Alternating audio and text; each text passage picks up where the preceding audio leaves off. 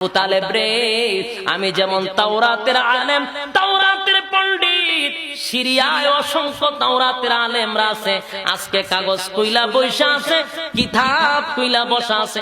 এই দিনটাতে মুহাম্মদ এই দিকে যাবে, সেটা হয়তো বা তারা এই ব্যাপারে অবগত। সুতরাং এই ছেলে লইয়া সামনের দিকে আগাইবা না। যদি তুমি যাও, এই ছেলের বিপদ হতে পারে, তারে হত্যা করতে পারে। সুতরাং সামনের দিকে যাইবা না, এখানেই তোমার মাল বিক্রি করে বাড়িতে ফিরত যাও। যুবক ভাই আমার, আবু তালেব জীবনে কোনোদিন ব্যবসায় উন্নতি হতে পারল না। যতবার ব্যবসা লইয়া গেছে খালি ধরা খাইছে। আবু তালেব একেবারে দরিদ্র হয়ে গেছিল। যখন বলতে মাল এখানে বিক্রি করে চলে যাও, আবু তালেবের মনটা ভেঙে গেল। হায় রে, জীবনের কোনো ব্যবসায় সফল হতে পারলাম না। শহরে না যাওয়ার আগে রাস্তায় মাল বিক্রি করলে কি আর আসল মুনাফা পাবো?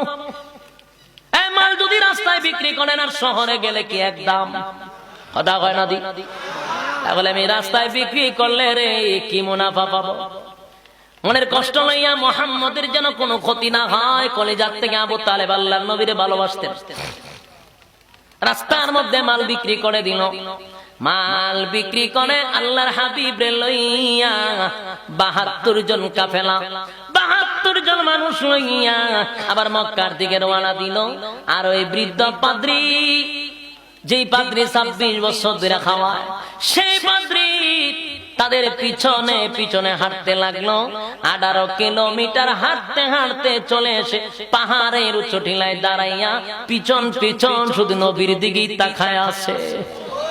আরে তার ঘর থেকে ১৮-২১ কিলোমিটার দূর পর্যন্ত নবীর দেখার জন্য পিছু পিছু যায়। যখন দেখা না যায় তখন পাহাড়ের উঁচু টিলায় দাঁড়াইয়া আল্লাহ নবীর দিকে তাকাই রইল, তাকাই রইল। আর চোখের পানি ছেড়ে দিয়ে কান্দে আর বলে, হায় রে, যেই লোকটার জন্য আমার জীবনের সব কিছু শেষ করে দিলাম, আমি পথের ফকির হইলাম। সেই সোনার হরিণ আমার কাছ থেকে চলে যাচ্ছে। হায় রে, আমার জীবন দশায় যদি এই ছেলে যদি পয়গম্বর হইতো, সর্বপ্রথম কালেমাটা আমি গ্রহণ করতাম।